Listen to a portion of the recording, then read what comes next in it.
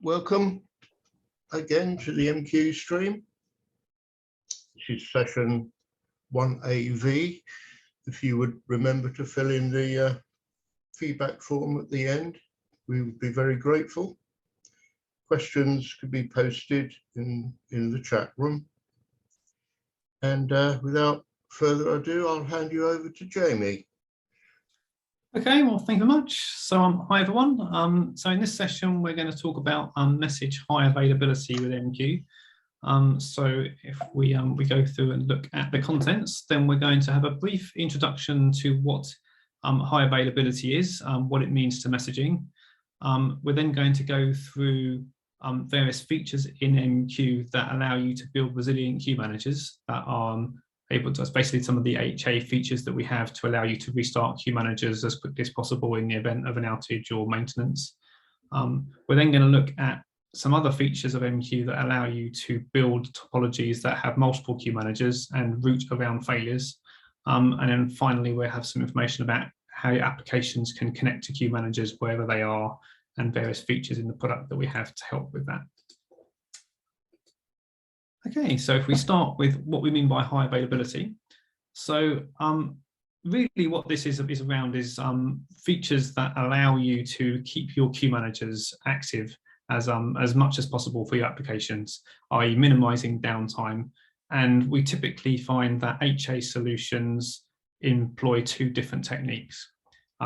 They basically have redundancy to eliminate single points of failure. And typically you have like automated high-speed failovers between instances to kind of maximize availability there. And then we have dynamic routing, as I mentioned, to kind of allow you to redistribute work in response to failures to maintain availability of the system as a whole. Now, these solutions are never a substitute for good planning. So you obviously need to make sure that you design your resiliency as you need it. And you also need to think about the complete workflow. So in this session, we're going to talk about how you maintain availability for the queue managers in your MQ network, but you also need to think about other aspects that affect availability for your applications for your business. So you need to think about your applications themselves and how they actually are resilient. And you need to think about other aspects in the environment, such as power supplies, networking, your operating systems, routing, and any other external dependencies that you might have, such as LDAP for authentication and all things like that, because any of those components might impact the availability of your solution and cause an outage, and the solution is only as resilient as the weakest component. So if we look in a bit more detail about what this means for messaging, so the first thing is that what happens if your messaging application fails? What's the impact to you of that? Do you have to restart that application instance itself in order to carry on processing, or can you actually have a number of application instances available to take over or to distribute the workload between them? If you're able to have multiple instances, or you can restart the application with another instance, then that can actually help you mitigate the problems of one application instance specifically failing, and it can also help you kind of scale at the same time. But specifically, when we start looking at the MQ aspect of the solution, you need to think about how your applications connect to the messaging infrastructure. So in this session, we're going to talk about how you can allow queue managers to be automatically restarted in different locations in response to kind of failures or maintenance. And so then how do your applications know where the queue manager is running that they need to connect to? How do they find out that queue manager, and how do they actually know where to connect to for that queue manager? If they actually put messages into MQ, those messages might need to flow throughout the MQ network. How do they flow through from different queue managers to where they're ultimately processed? If they're flowing through a number of different hops, then you need to think about the availability of each of those different intermediary points, because otherwise, if any one of those queue managers is unavailable, then it might impact the end-to-end flow. If you have a problem in terms of your messages, does your application have the ability to kind of like resubmit requests, or do you actually have to physically get hold of the original messages that we insert into your network? This can impact some of the design choices that you need to make. If it's just sending request replies, maybe it's asking for some status information, then you can typically, it's probably more important that you can just inject new requests into the system than being able to process ones that have already been made that maybe are expiring. But if you're processing messages that represent transactions, maybe kind of monetary values and things like that, then you probably don't want to be repeating messages unless you've built in capability to tolerate that. So then access to the original messages becomes more important for you. Other things to think about are if you've got various affinities to resources. I mentioned, for example, you obviously got transactions. If you've got other things to deal with that affect where your queue managers or your messages have to go, maybe you've got sequencing of number of messages that affect things and they all have to get put to the same place, that can impact your ability to kind of respond to kind of problems in your environment. So there are various things we have to think about, and hopefully we'll cover some of those, some of the techniques that you can address some of these points as we go through this session. So if we look at what MQ actually has built into it as features, MQ has a number of HA capabilities, and we're going to go through them over the next few slides. They're not necessarily designed to be competing with one another. They're generally complementary because either they can be used in unison or because they are designed for specific environments, and whichever environment you choose to use will maybe lend itself to one or other of the different features that MQ supports.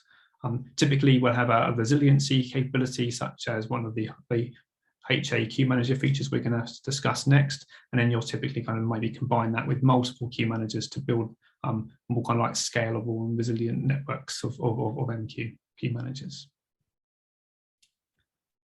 Okay, so if we start looking at resilient queue managers, and we'll just go through the features one by one that are available, typically in the order that we've actually introduced them into the product. So the original way of providing high availability with MQ was to use an external HA coordinator, such as Microsoft Cluster Server, Verisys Cluster Server, or IBM Power HA. And these typically use some shared network storage. And you can then host a queue manager by storing its data on that storage and having a kind of a system connect to it in order to start the queue manager and access the logs and the queue files and so forth. So in this particular configuration, the HA coordinator will manage one of a number of instances that may be accessing that shared storage and determine that there's one active instance, and then there's probably a standby instance that can take over should that active instance fail. Typically, these HA coordinators can manage the operating system and MQ and maybe other components as well, so they can coordinate failover of the entire system. But because they might require the operating system to be booted up on a separate location before you can start MQ queue manager, failover can be a little slower than some of the other techniques that we're going to talk about. Plus, you have to have the additional kind of product purchase of the HA coordinator itself and the skills to manage it. So given all of that, we also introduced a feature into MQ called multi-instance queue managers, which is based on the same premise of having shared network storage.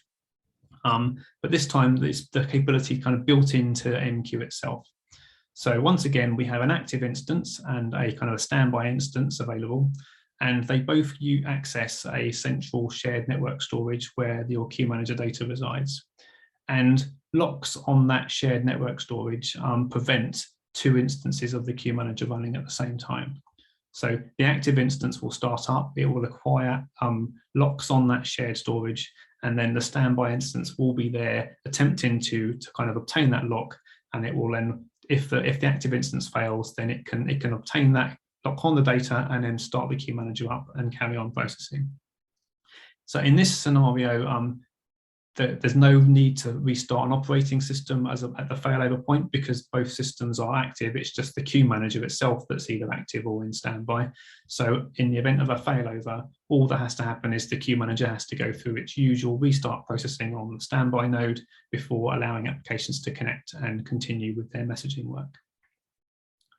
So in both of these two scenarios we've talked about, you have to bear in mind that the network storage itself has to be managed. So you might have to have a team looking after that, and you have to make sure that your MQ systems are able to connect to that storage wherever it resides in your estate. Okay. So, but because this is built into the MQ product, it might be a kind of a simpler solution for you to coordinate, and many customers use this successfully in their environments.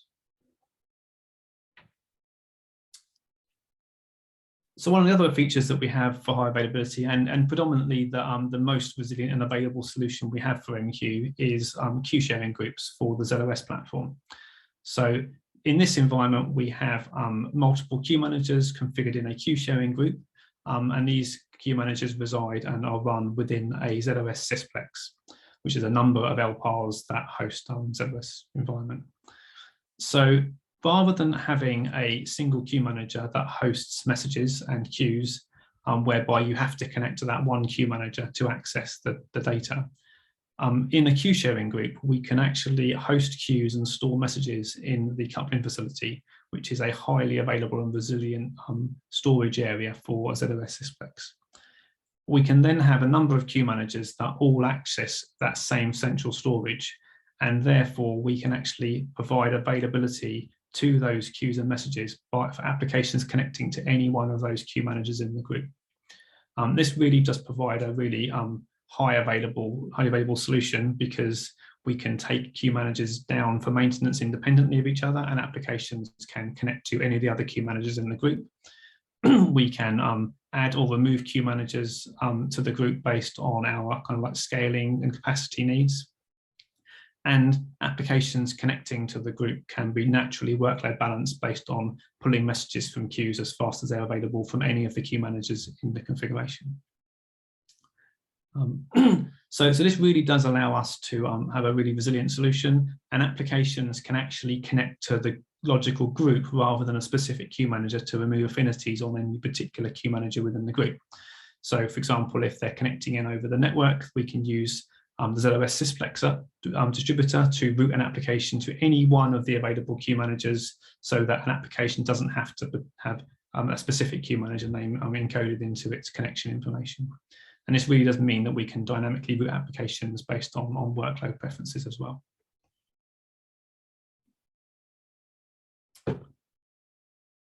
So in one of the other things that we introduced was the MQ appliance. So the MQ appliance is a hardware offering that hosts MQ and runs MQ queue managers and only MQ queue managers. Applications connect into those queue managers over the network via the MQ client, and the appliance is really designed to be a kind of self-contained MQ environment that you can plug into your network and use it to host your messaging needs. You can actually build a configuration that has two appliances connected in a high availability group. And in this configuration, the appliances will actually synchronously replicate the data from one system to the other, so that both appliances always have a kind of a copy of the data. So if a queue manager fails on one of the appliances, or more likely maybe the appliance is taken down for maintenance or suffers an outage, then the queue managers can be automatically started on the other appliance in the pair, and that queue manager's got access to all the same persistent state as it had on the original appliance, and the applications can connect and process the same messages. In this configuration, the appliances can actually coordinate with each other, and you can have an IP address associated with each individual queue manager that directs application traffic to whichever appliance that queue manager is active on. You can have multiple queue managers active in your configuration, and those queue managers can fail over between the appliances independently. So in this particular diagram on the right here, we have 3 queue managers.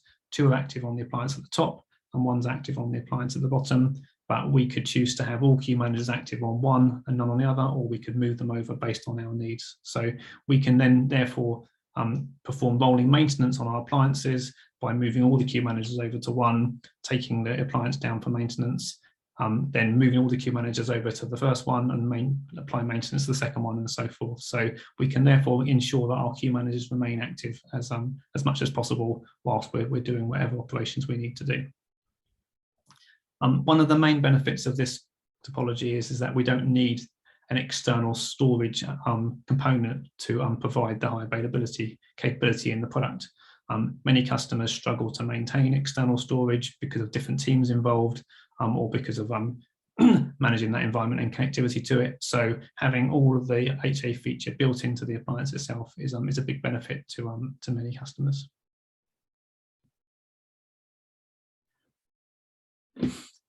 So the previous slide talked about a high availability feature where we have synchronous replication between two appliances and automatic failover in the event of outages.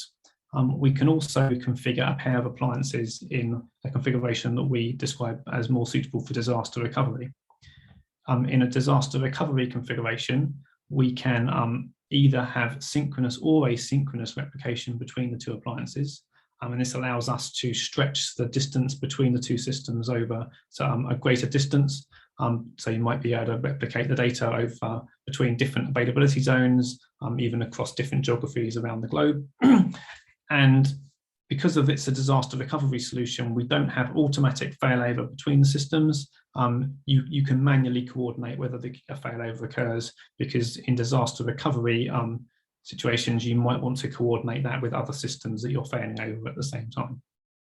So the difference between HA and DR solutions is whether you have automatic failover or not, or whether you're coordinating yourself. But with DR solutions, you can have asynchronous replication based on the distances involved between the appliances. We can actually combine the two together. So we can have a pair of appliances in an HA configuration at one location and have the data asynchronously replicated to a third appliance at a remote site. This gives you the benefit of having automatic failover within your primary location, whilst also having the ability to perform a manual coordinated failover to a separate location, either in response to just general maintenance on your behalf or in response to a failure of the main site. You can then fail back to your main site once it's been restored, so that the replication will go in whichever direction it needs to based on which site is the active and which one's the standby. I mentioned that you can have a IP address float between the appliances and an HA pair for high availability and configuration. We don't expose that capability for DR, typically because the networks do not facilitate that being possible. So you would have a different endpoint for the applications to connect to your DR site, to your main site. But as we'll discuss later in the presentation, there's various features in MQ that you can use to kind of make that more seamless for your applications. So the next feature that we're going to talk about is something called replicated data queue managers. So this provides the same replication style of HA as the MQ appliance does, but it's built for a Linux environment rather than the hardware appliance. And this reflects that the hardware appliance isn't necessarily suitable for all customer deployments. And so therefore we can just use a Linux environment, and you can then deploy it wherever you need to, be it on-prem or in cloud environments based on your needs. So the RDQM solution uses 3 standard Red Hat Linux installations or nodes, and we use 2 components to provide the high availability feature alongside MQ. We use something called DRBD to provide the disk level replication between the nodes, and we use a component called Pacemaker to provide a monitoring between the nodes, so the nodes can perform heart beating and coordinate failovers of queue managers between the nodes as necessary. These 2 components are provided with MQ as part of the RDQM feature, so you haven't got to kind of source them yourself, and the RDQM feature kind of coordinates how these are all used for you. As per for the appliance, we have synchronous data replication between the nodes, but we use a 3-node configuration rather than a 2-node configuration for the appliance, because of the fact this is going to be more likely to be deployed in a virtual environment where you've got less control over the hardware and the network connections between them. So RDQM uses a kind of a quorum to prevent the queue manager running in multiple locations rather than redundant network links between the appliances. So in a quorum, you have to have a majority of the nodes available to allow a queue manager to run. So we can protect against the loss of one node, either for an outage or maintenance, and the queue manager can continue running on one of the other 2 nodes that are available. If we lose 2 of the 3 nodes, then the queue manager will end because we can't form a quorum with one of the 3 nodes remaining, but as soon as one of the other nodes is recovered, then the queue manager can start because a quorum can once again be formed. In the RDQM configuration, you can control where your queue manager operates. So you can set a preferred node for the queue manager. So in this case, the queue manager is running on node 1. If there's an outage of the node, then you can choose to have the queue manager run on a specific standby node within the configuration, or you can let RDQM pick one of the 2 remaining nodes to host that queue manager. I mentioned that the appliance has the ability to have an IP address associated with each queue manager, and RDQM has the same capability for you. So you can have a single logical endpoint that your applications connect to, irrespective of which node the queue manager is active at any one time. And as per the appliance, you can also have a number of queue managers hosted in your 3-node RDQM configuration. And each of the queue managers can failover independently between the nodes and have different preferred locations for where they normally run. And this allows you to take best advantage of the resources that you have and distribute the workload accordingly. We do recognize that you have to have additional redundant capacity in this configuration to support your queue managers running on 1 or 2 of the nodes in response to kind of outages or maintenance. So to mitigate that, we have adjusted the licensing so that you pay a full MQ Advanced license for one of the nodes, because this is an MQ Advanced feature, and then you have a reduced HA replica license for the other 2 nodes. That is a reduced cost to reflect the redundant capacity that you're building into your configuration. And as again, we'll discuss some other features such as MQ clustering later in the presentation. You can combine clustering with HA features such as RDQM to give you resiliency for individual queue managers, whilst also giving a more resilient solution that's built on a number of queue managers, all providing a collective service for applications to connect to.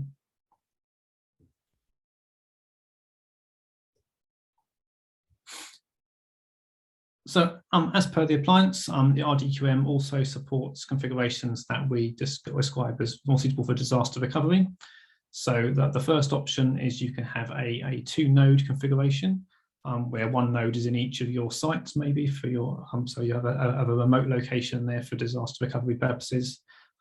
We only need to have 2 nodes rather than 3 in this configuration, because disaster recovery has manual coordinated failover, so you initiate the failover rather than the system doing this itself. So we no longer need quorum to protect against it making a mistake, because you're in control of when the queue manager started on the 2nd node. And similarly, we can have either synchronous or asynchronous replication between the 2 nodes based on the latency of the replication link between the 2 systems and how far you need to stretch them for your purposes. Because it's a DR solution, and we've typically got isolated networks between the 2 nodes for disaster recovery purposes, we can't provide the floating IP address that I mentioned per queue manager. Again, your application would have to connect to an endpoint at each of the nodes, or you'd have a feature in your own kind of network environment to route the application to the correct place.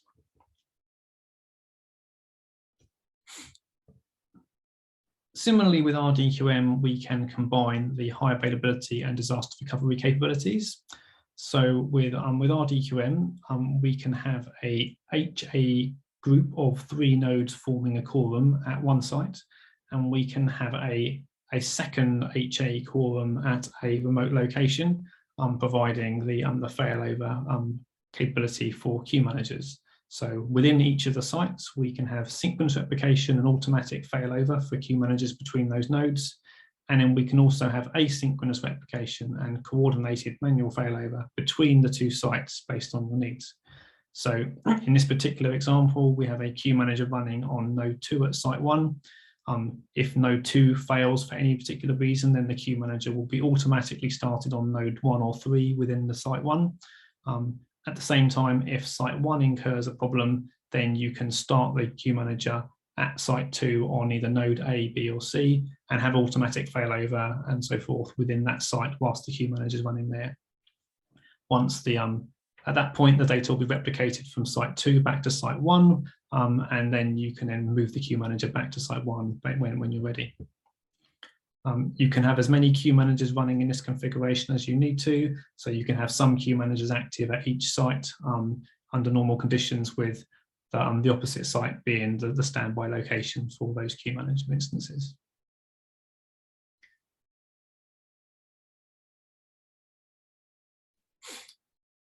So if we now look a little bit at container environments, so in container environments, you would typically have a kind of like an orchestrator such as Kubernetes managing your containers and deploying them on specific nodes.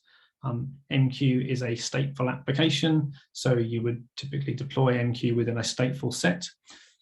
So if we look at the first way in which you can do that, we have a stateful set of one replica, and this tells Kubernetes that you want to have one instance of the container running and no more than one instance running at any one time.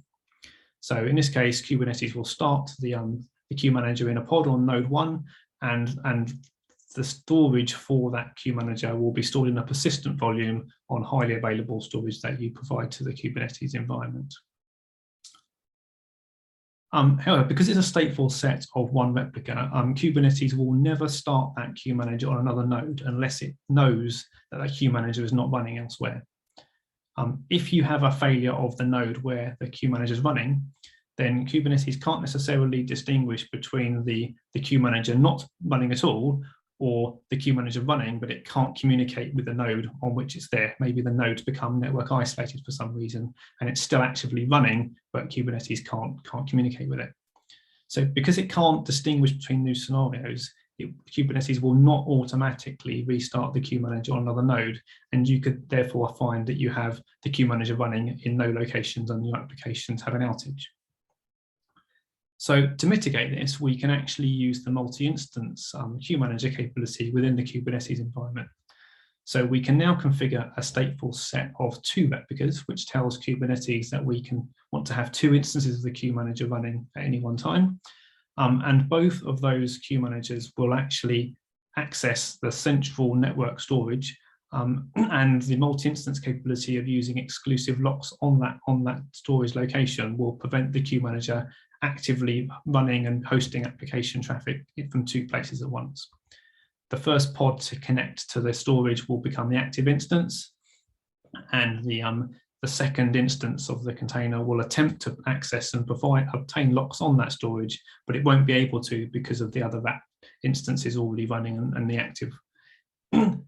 If that particular queue manager fails, and so say there's a problem with node 1 this time, now the queue manager running in pod 2 is able to obtain exclusive locks on that storage and take over the active instance of the queue manager. And we don't have the situation where the queue manager is not running because Kubernetes isn't sure if it's safe to do so or not.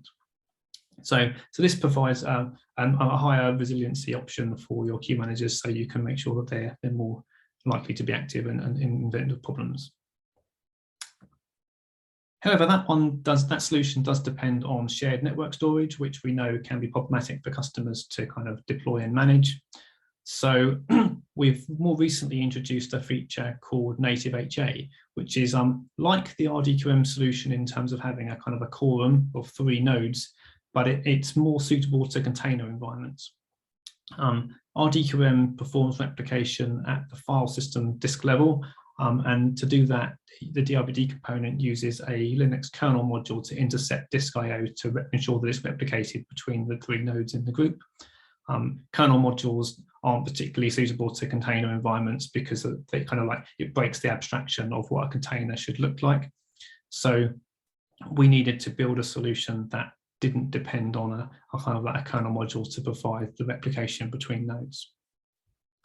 So in the native HA, we actually have built in the replication to the MQ product itself. So rather than replicating all data written to the queue manager file system, we actually replicate the data written to the queue manager recovery log between nodes. So we actually use the raft consensus algorithm to provide the quorum feature rather than using Pacemaker as a product offering that we have as part of RDQM. So in this particular scenario, we have 3 instances of the queue manager running in 3 separate containers. And the queue manager will become active on one node in the group, and the other two nodes will be kind of like standby replicas should the active instance fail. And this particular configuration is currently supported only in the Red Hat OpenShift environment targeted for containers. So again, as per before with RDQM and other solutions that we talked about that use replication, data that is written to the active instance is synchronously replicated to the other two nodes in the configuration. MQ in native HA uses a kind of like a protected TLS link to perform that replication, and the log records are replicated over to the other two nodes, who then apply those log records to keep their queue files up to date with the latest data that they've received from the active node. In the event of an outage of node 1, then native HA will actually perform an election to nominate a new leader within the group, and then the queue manager will then become active on that node instead, and then the other two nodes will then become the followers as per before. So this is very similar in its design in terms of how it looks with 3 nodes to the RDQM solution, but it is using replication built into the MQ product itself rather than needing a kind of like a kernel dependency that we have with RDQM. So it really is more suited to container environments. So the building blocks of native HA are really around this replicated log, which is what MQ has used for its resiliency and recoverability since it was designed many years ago. So MQ is really built up around write-ahead logging. So data changes are always written to the recovery log before the queue files. And then we can also take media images of those queue files and write those to the recovery log so that we can rebuild queues automatically without having to go back and replay every log record written since the queue manager was originally created. And by replicating the recovery log, we actually ensure that we're always able to rebuild all the queue files on each of the nodes and maintain access to all the persistent messages. Non-persistent messages aren't written to the queue manager recovery log. So in the event of a failover between nodes, then non-persistent messages aren't preserved. It's only your persistent traffic that's preserved and your queue definitions that are available after a failover. And that's true of all of the HA solutions that we've been discussing. Okay, so because the MQ transaction state is also stored in the logs, then any kind of transactions that are ongoing are obviously correctly honored in response of a failover between nodes.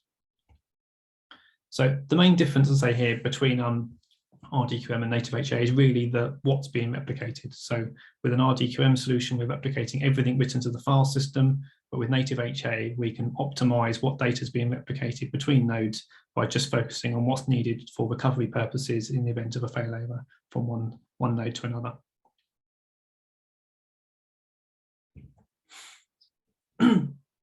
So some other aspects to worth thinking about here. RDQM provides you the floating IP address feature, so you can have an IP address that moves with the queue manager between nodes.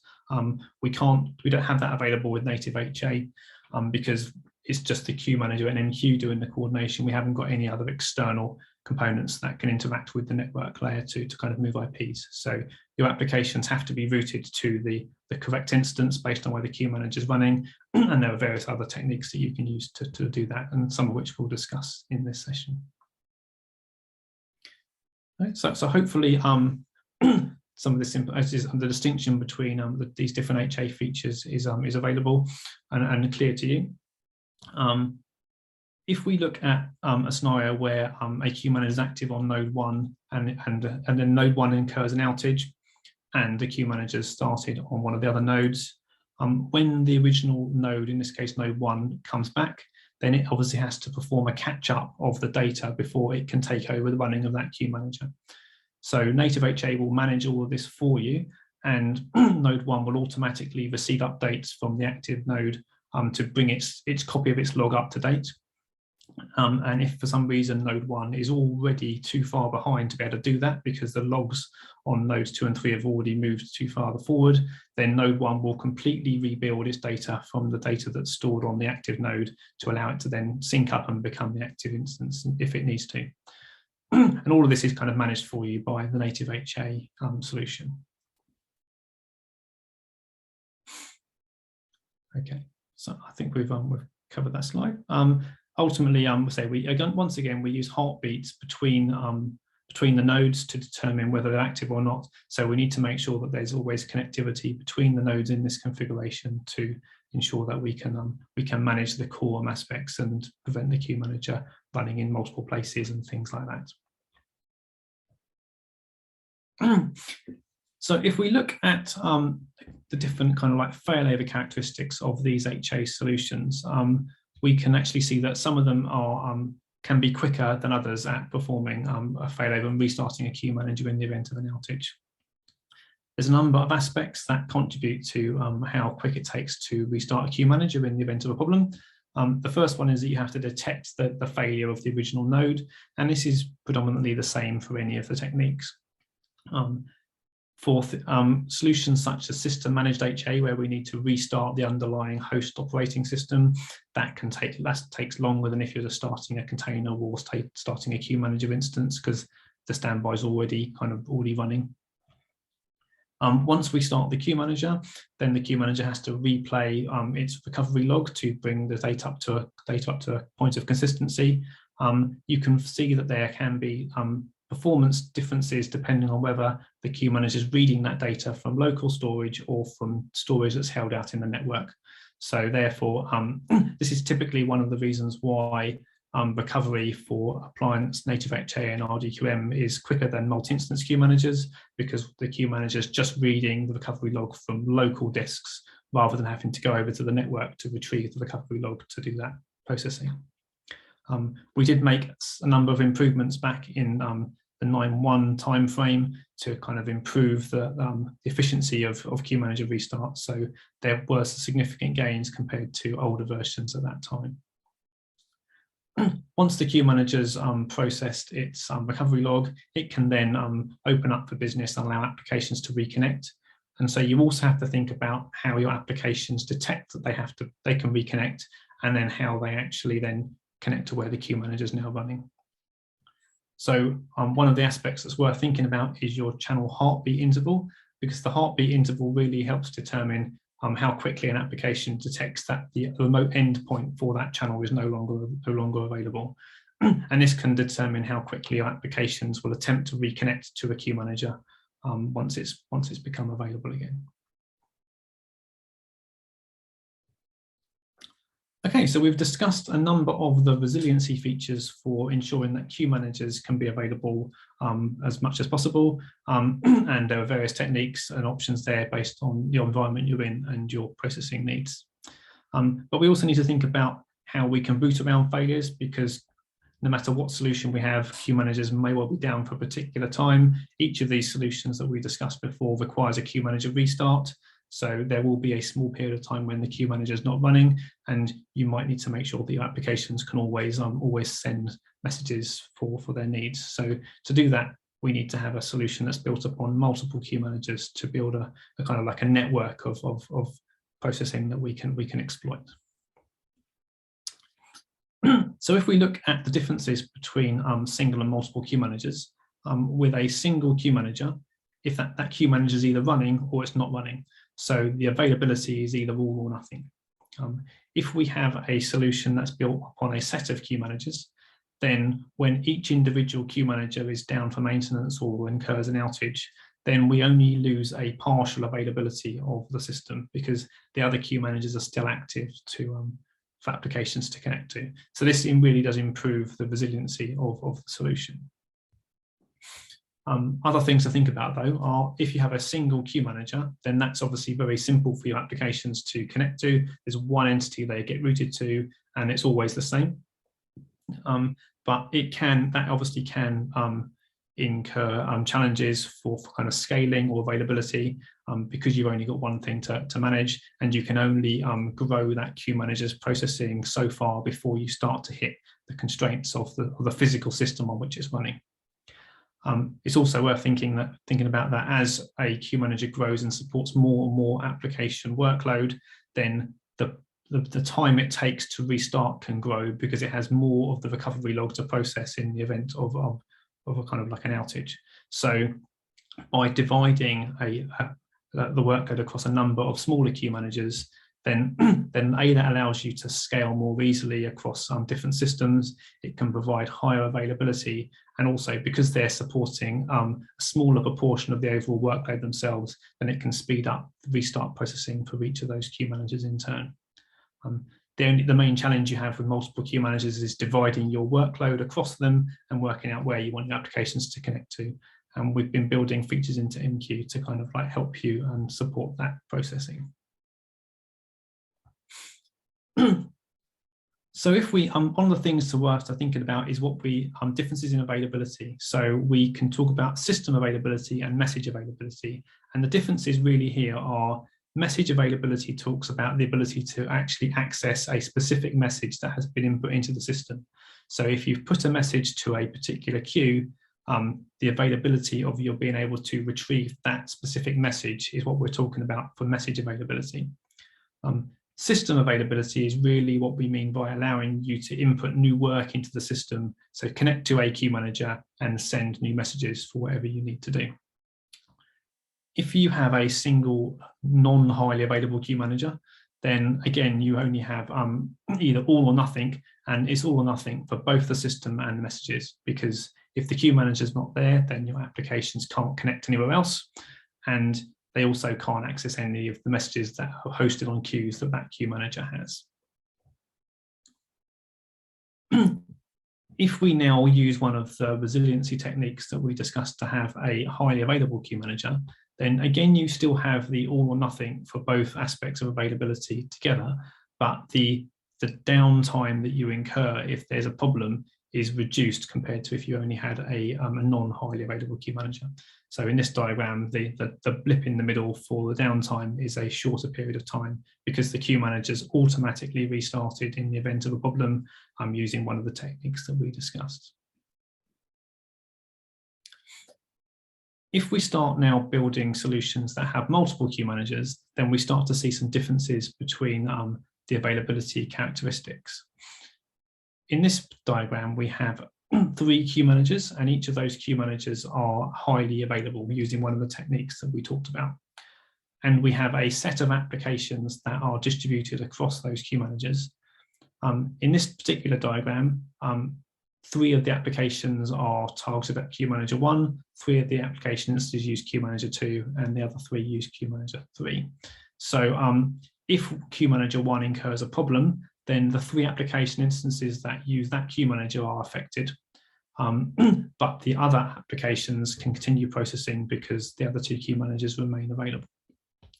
So that's why we see a partial loss of both system and message availability, because when one queue manager is unavailable, certain applications can't connect and the messages that queue manager hosts aren't available, but everything else remains intact. However, if we now change it so those applications are free to connect to any of the queue managers in the configuration, then we now see a difference in what we mean by system and message availability. If queue manager 1 is down for maintenance or an outage, then you can't access any messages that are hosted on that particular queue manager, so you incur a reduction in message availability, in this case of 1/3. However, because your applications are now able to connect to any of the queue managers, there's no affinity to one specific queue manager. So all the applications can now reconnect to the remaining queue managers in the group and continue processing. So none of the applications are prevented from performing further work. So therefore our system availability remains 100% because all the applications are able to carry on processing. So one of the ways in which we build groups like this is something called queue manager clusters. So queue manager clusters have been available in MQ for many years, and there's a number of benefits that clusters can give you. You can use workload balancing to route messages between any of the different queue managers in the group. So messages can be input by an application into one queue manager, and then they can be routed to instances of a queue that from where they're processed in the cluster itself. So in this case, an application can put a message to a cluster queue, and that queue can distribute the messages to any of the instances in the queue in the cluster. So we can have the message be routed to the queue manager on the left, the next message could be rerouted to the queue manager at the top, and so forth. So we can distribute the work to various endpoints, and then we can have different instances of the applications processing those messages connected to each of those queue managers for availability purposes. We can also allow perform clusters and allow your applications to connect to any of the different queue managers in the group. So if you have a number of queue managers that all look the same, they all host the same queues, then your applications can connect to any of those queue managers to perform the work. They can always access the resources they need when doing so. So you've always been able to build a cluster comprised of queue managers that look the same to applications, but there have previously been some challenges for you in managing your application connectivity. If you have a queue manager be taken down for maintenance, then your applications can use the MQ client connectivity feature to connect to any of the other queue managers that remain available. But when that original queue manager instance comes back, then nothing necessarily would previously have told your applications to redistribute themselves evenly over all the queue managers that are available. So in recent time, we've introduced a feature called uniform clusters that recognize this pattern. And now if you configure a uniform cluster, the queue managers will share information about the application instances that are connected throughout the group.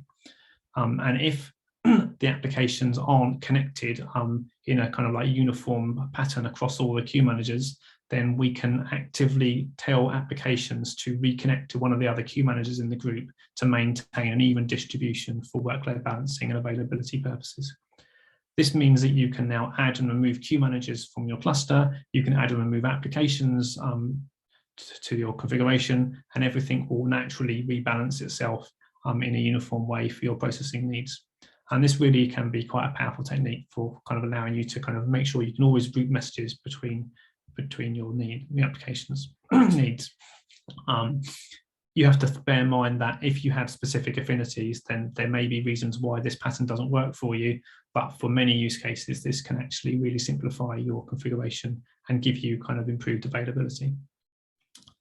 In the most recent CD release we have for MQ, which is our continuous delivery flavor of MQ, where we add new features on a regular basis, we've added support for message-driven beans into this configuration, so your MDBs can connect in to a uniform cluster and be redistributed as per other client types of application.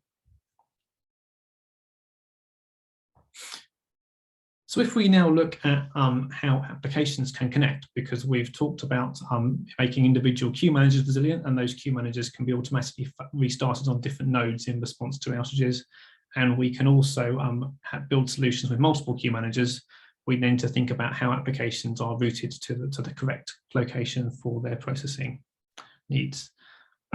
So the first thing to think about is how applications are physically routed to the correct place.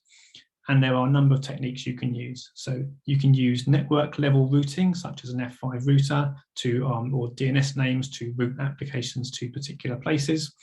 You can use a connection name list in MQ, whereby you tell the MQ applications a list of possible locations that the queue manager might be running, and they will therefore attempt the first location. If that's not available, then they'll try the second location and so forth. But you do incur a small delay trying each location in turn until you find the correct one. A next option that you have is using a client channel definition table, which essentially is an MQ directory of all of locations for your queue managers to connect to. And we'll talk about that in a little bit of detail in the next slide. And obviously, I also then mentioned that we can have something called a floating IP address with some of the resiliency techniques, such as RDQM and the MQ appliance, whereby you have a single logical endpoint for each queue manager, so your applications don't have to worry where that particular queue manager is hosted. They're always routed to the correct place. I mentioned before about the heartbeat interval. You have to bear in mind that this is important for your application reconnection times in response to failures. So it affects how quickly the application detects the queue manager is no longer running and available where it previously was, and it then needs to try reconnecting to restore its ability to send and receive messages. So if we look at the client channel definition table, this provides an abstraction for your application connection details. So you haven't got to hard code them into your application. Hard coding information is always challenging for kind of like scalability and availability, because you need to have different values used at different times. So by abstracting that information into the CCDT, then your application can go and look up that information based on when it needs to, and the CCDT can contain lists of possible locations where your application needs to connect to, using something called a queue manager group. So rather than the application connecting to a specific queue manager name, it says I want to connect to a queue manager that is for this particular purpose, and then you can then select one of the potential locations that that queue manager is hosted from, or one of the queue managers that are backing that particular application's needs from the information stored in the CCDT. Previously, you used to generate that file and then manually deploy it out to where all your applications were running. That obviously becomes challenging for you if you have lots of applications or the CCDT is being updated on a regular basis. So we've added a couple of features to make that easier for you to manage. The first one is that you can host the CCDT on a central server, and your applications can now dynamically pull down the latest copy of that CCDT before they attempt to connect to queue managers. So you only have to update the CCDT in one place, and your applications will automatically pick up any changes that you make to it. You can host this CCDT on either an HTTP or an FTP server based on what you prefer. However, you can also now define your CCDT as a kind of a JSON structure, and this really does allow you to treat your CCDT like any other application configuration. You can store it in your code repositories alongside your applications, and you can automatically push out the CCDT with any other orchestration that you need in your pipelines. It also means that you can kind of easily see what's in that from a human purpose perspective, because it's nice and readable, whereas the other CCDT variant we've had is more of a kind of like a binary file that's generated for you by MQ. One of the other benefits that we had with the JSON format CCDT is that you can now actually have multiple instances of the channels with the same name, and this really allows it to work with uniform clusters where you want to have the same kind of like channel connection information to each of the queue managers. You just want the queue manager name itself to be different between them. And so this is available for all of the MQ client environments, be it C, JMS, .NET, and so forth. So really that was kind of covered really what I wanted to discuss in the presentation today. So we've gone through and looked at how we can build individual queue managers to be resilient as possible using high availability features such as system managed HA, multi-instance queue managers, the appliance, RDQM, and more recently native HA for container environments in Red Hat OpenShift. We've talked about how you can build up solutions that use multiple queue managers for either workload balancing and or availability purposes. And we've discussed how you can use different features in MQ to allow your applications to connect to queue managers wherever they may be running, so that you don't incur problems with reconnecting applications in the event of a failover or an outage. So hopefully that gives you a good flavor for what's available there. And but obviously if we've got any, got a bit of time for questions if we have them. So I think there's one item in the chat. So RDQM is a really good facility for a resilient HA environment. I believe it is critical to a large degree, removes the risk of split brain scenario. Is there any plans to make this facility available on MQ appliances? Because I believe it would be a real benefit. So obviously we're always looking at how we can improve availability options there and give them growth. Obviously options that you require quorum, require various obviously deployments for that. So with appliances, you need to have additional appliances for that purpose. Many customers actually kind of like directly cable their appliances together. So there's with redundant cables and things like that. So therefore there's less of a need for protecting against split brain in those deployments. Obviously, if you start stretching the distance between appliances over different data centers and you're less control over the network, then maybe there might be some challenges there. But as I say, each of the different deployments that we have have different techniques for kind of addressing those weaknesses. We're always interested in what people are asking for. So obviously your thoughts on adding Callum to the appliance is obviously noted, and we can obviously bear that in mind alongside other enhancements that we might need or choose to make.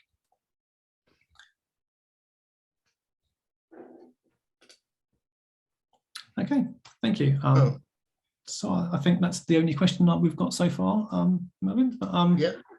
But hopefully that was a useful presentation for people. I say it's covered all different aspects. Obviously, we also discussed a little bit about kind of queue sharing groups. There's been other sessions throughout the week that focus more on ZOS platforms and that as well. So other features there. But hopefully it's been a useful session for you to give you an overview of what features are in MQ. Thank you very much, Jamie. That's very interesting. The session is 1AV, and please leave feedback, as we value it very much. There you go. So you can scan the QR code. And thank you very much for attending. The next MQ session is at 3:30, which is a deep dive into MQ stats, which is also our user presentation. So please come to that. Bye now, and thank you, Jamie. Okay, thank you.